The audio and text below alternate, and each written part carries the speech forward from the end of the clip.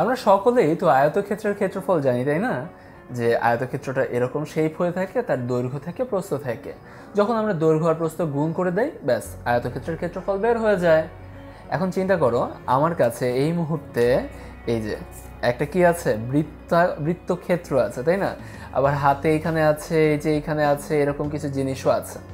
তো ধরো তোমাকে বলা হচ্ছে আমি এই বৃত্তটাকে খুব সুন্দরভাবে একটা আয়তক্ষেত্রের মতো সাইজে নিয়ে চলে আসব।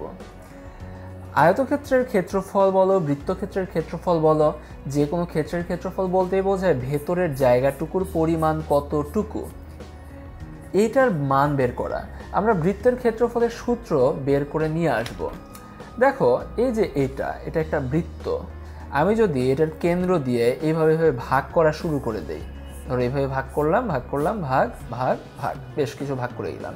এগুলো একটা মনে হবে যেন পিৎজার একটা স্লাইস। দেখো এই স্লাইসগুলা যদি আমি একটাইভাবে নিলাম, এটা উল্টাভাবে এইভাবে নিলাম, আবার একটা এভাবে মোটমাট এভাবে ভাগ করে দিলাম, মোটমাট ধরো 8টা স্লাইস বললাম না, এখানে 8টা স্লাইস আছে। দেখো তাহলে এইখানে এই বৃত্তের ক্ষেত্রফল যা, আমি যদি এই এরিয়াটার ক্ষেত্রফল বের করি একই হবে।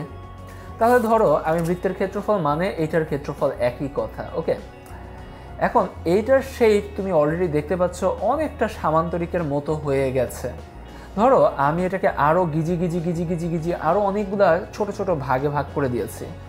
ফলে দেখো যতই ক্ষুদ্র ভাগে ভাগ করব, সবগুলো যুক্ত করা শুরু করব, এটা সামান্তরিক না, রীতিমতো একটা আয়তক্ষেত্রের মতো শেপ হয়ে যাবে। এখন আয়তক্ষেত্রের ক্ষেত্রফল মানে কি? দৈর্ঘ্য গুণন প্রস্থ। আমি বলেছি বৃত্তের সাথে এটার একটা সম্পর্ক তৈরি করতে। দেখো তো এই যে আমার শেপের ক্ষেত্রে এই পার্টটা কি পরিধির একটা অংশ না?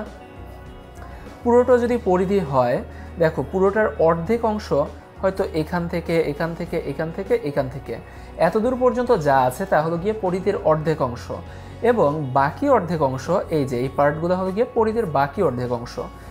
পরিধি নিজে যদি 2πr হয়, তাহলে এইটুকু পাই আরকে, এরিয়াকে বলতে পারি আমরা পাই আর। আবার লক্ষ্য করো যে এই স্লাইসটা মানে কি এটাই না? আর এই দৈর্ঘ্যটাকে আমরা তো বলে থাকি ব্যাসার্ধ, তাহলে এইটুকু হলো গিয়ে আর। এখন যখন কিনা আমরা আয়তক্ষেত্রের মতো শেপে নিয়ে চলে আসতে পারছি, এই দৈর্ঘ্যটাকে আমরা বলতে পারবো যে পাই আর, আর প্রস্থটাকে বলতে পারবো শুধু আর। যদি এইটার ক্ষেত্রফল বলা হয় তাহলে কত হচ্ছে? দৈর্ঘ্য গুণন প্রস্থ, পাই আর ইন্টু আর সমান হচ্ছে পাই আর স্কোয়ার। অর্থাৎ এই যে এই এরিয়াটার ক্ষেত্রফল বের হয়ে গেল। এখন এইটা বলতে কি আসলে আমার কাছে যে বৃত্তটা আছে সেটারই ক্ষেত্রফল না, সেটাকেই তো আমি অনেকগুলো স্লাইস বানিয়ে এটা বানিয়েছি।